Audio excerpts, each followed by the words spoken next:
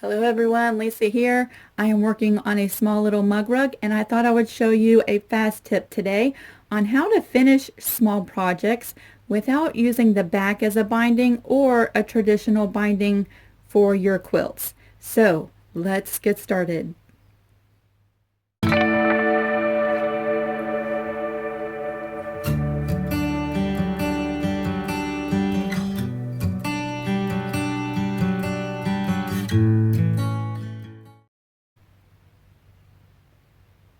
All right, here we are. Today I'm piecing together Songbird. Isn't this so cute?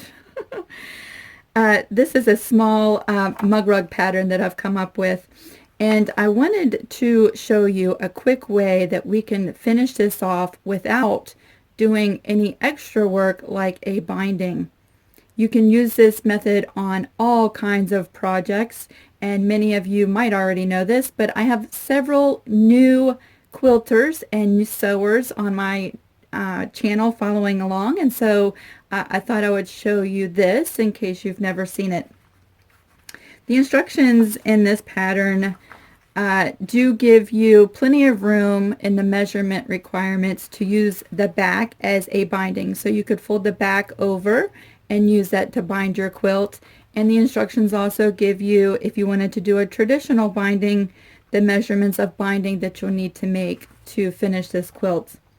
Well, many of you know me very well, and you know that time is something that I don't have a lot of usually.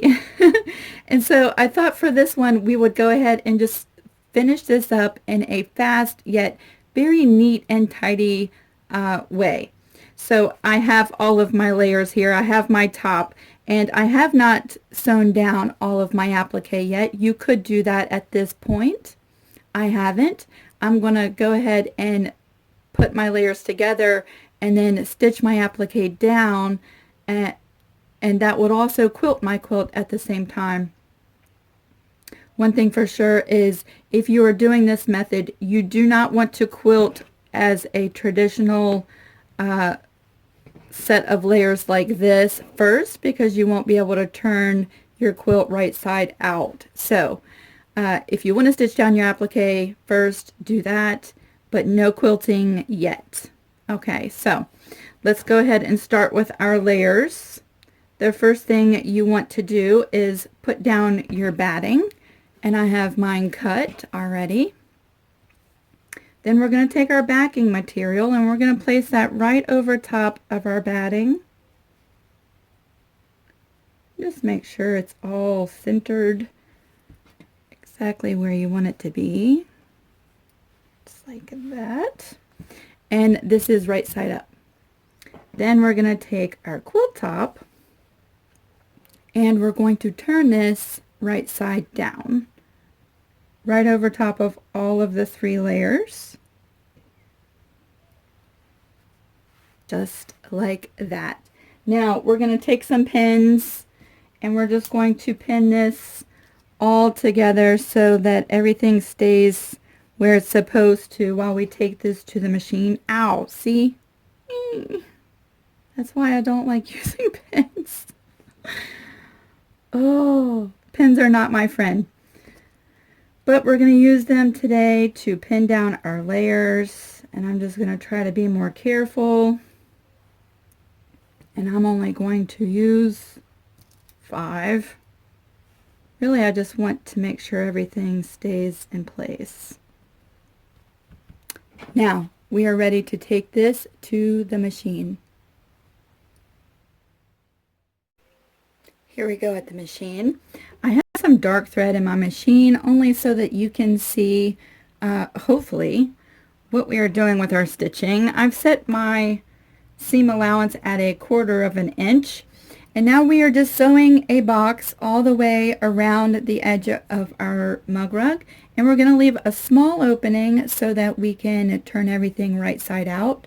And when you start and stop, we're going to take a couple back stitches and really lock those stitches in place so that when we're turning everything, you don't have your stitches sort of popping open. And this is a very easy and quick. We're just going to go ahead and start stitching now.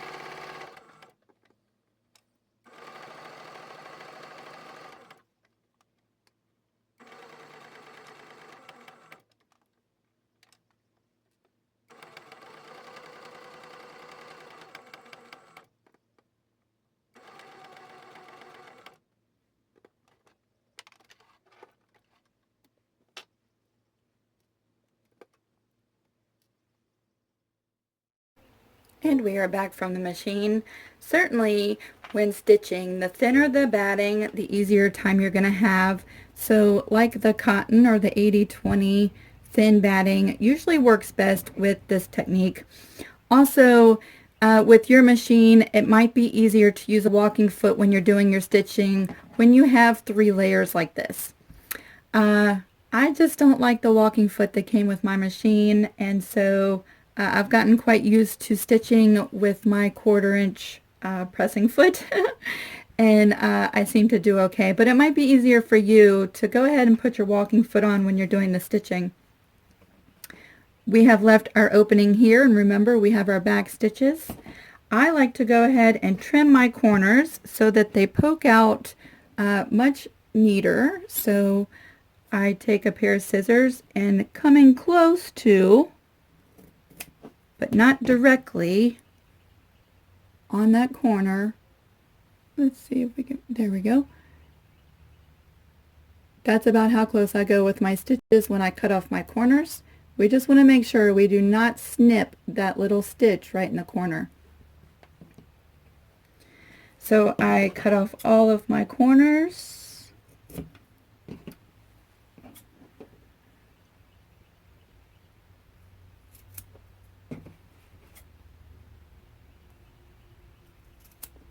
Just like that. I'm going to go ahead and snip these strings. Strings everywhere. And at this point we're ready to go ahead and start turning this inside out. I left a little tiny opening, so I might struggle just a little bit. I like to keep my openings small if I can, because it just gives me a smaller area that I have to close up and try to blend in at the end. So I struggle a little bit turning it all right side out.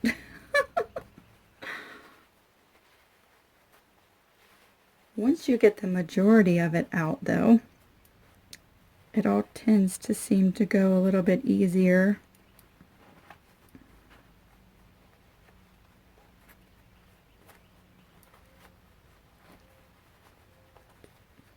Keep on going, keep on going. You can do it. There we go.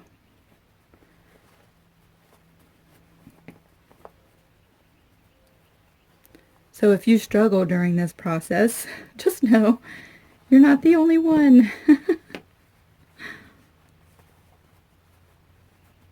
So here we go, and at this point we're pushing everything out and flattening it all out so we get our corners. I like to go in with my finger first and get in those corners.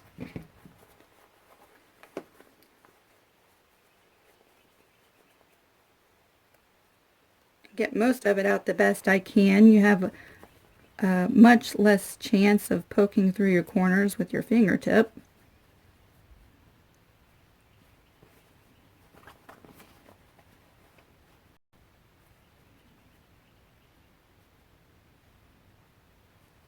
Just like that. Flatten it all out. And then I take my fancy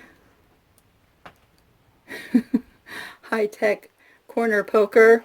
It's just a ballpoint pen, and many of you have seen me use this before. I like to use this because the tip is very blunt.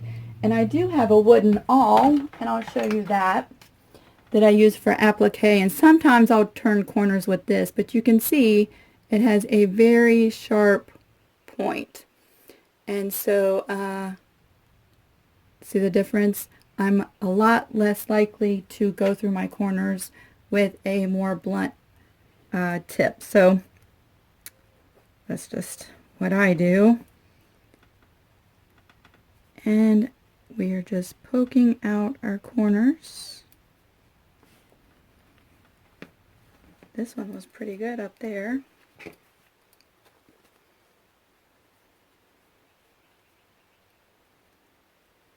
Now you could fiddle and fiddle and fiddle with this part until you get it exactly the way you would like it to look.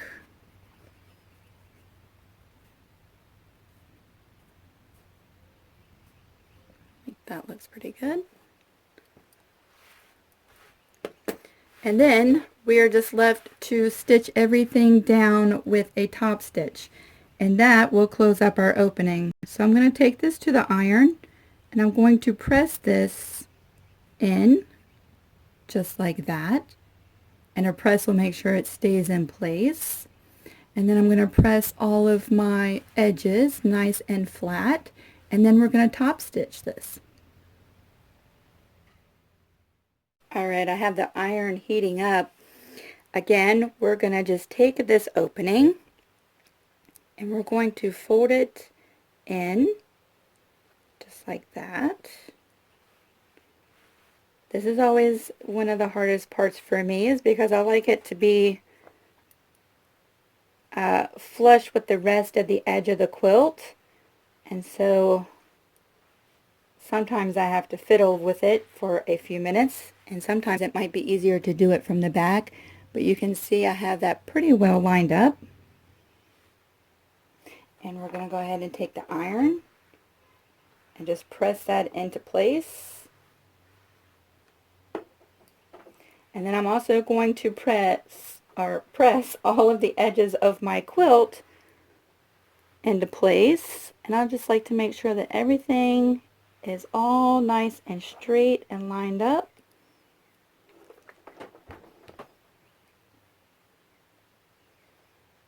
Just like that. You might have to fiddle with it a little bit, and we're just trying to get this seam to the absolute edge of our quilt. Just like that. And then just make sure that everything is nice and square.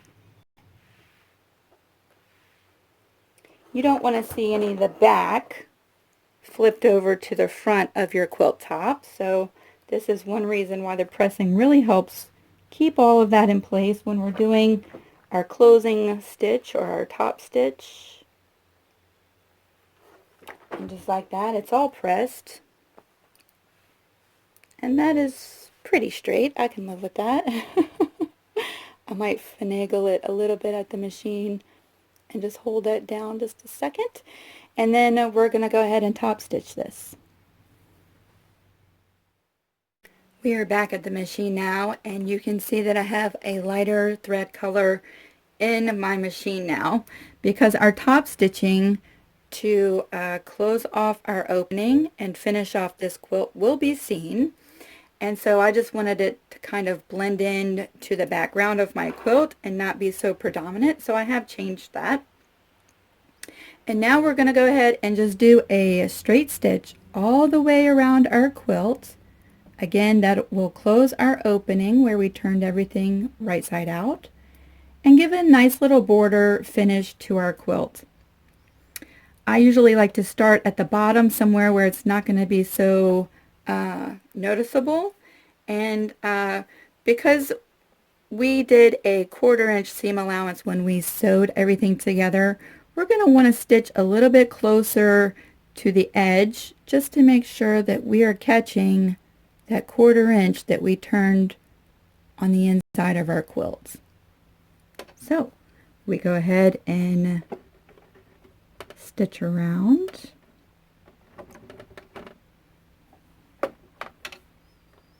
I'm not going to do a start and stop because when I come back around, or sorry, a back stitch, because when I come back around, I'm going to stitch a couple of stitches over top, and that's when we'll lock everything in place.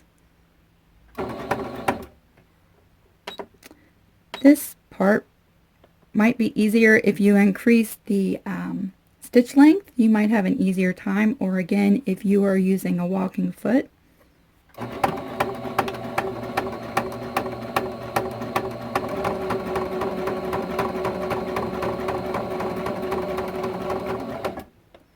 And we're at the point of our opening, and like I said, I just wanted to make sure that was straight, so I'm going to hold that in place with my finger,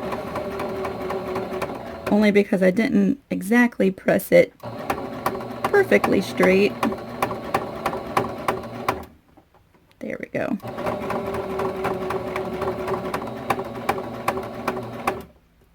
I probably could have done a better job at poking out this corner.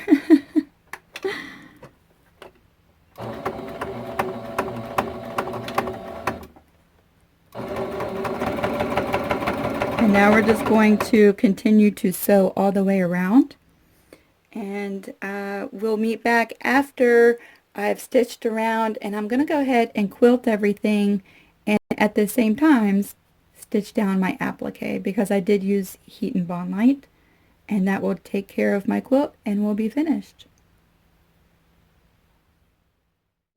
And just like that, we are all done.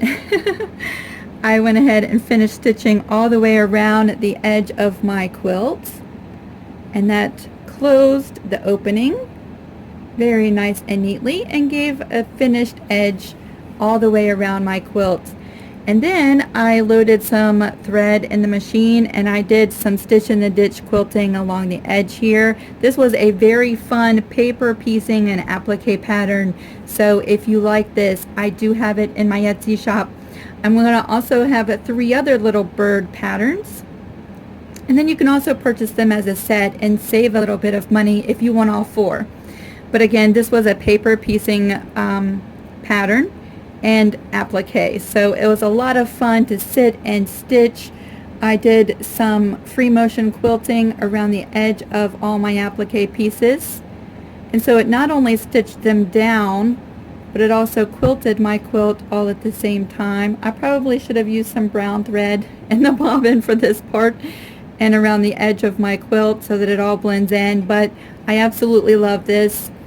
There's lots of little tiny pieces in this pattern, and so the free motion stitching to stitch everything down really does help. Just a hint for the eye. I didn't cut that out. I used a Crayola fabric marker and just drew in this little bird's eye. I absolutely love this project. I hope that this little tip has helped you out, especially if you're new and you're just learning. It is okay to finish your projects like this. Not all of them require a binding. However, the binding does give a more traditional quilting look when you're done. I absolutely love this, and so if this helps you, I would love to know if you would leave a comment in the comment section down below, and make sure to like my video, and I thank you so much. I hope that you have lots of fun in your sewing room today. Bye.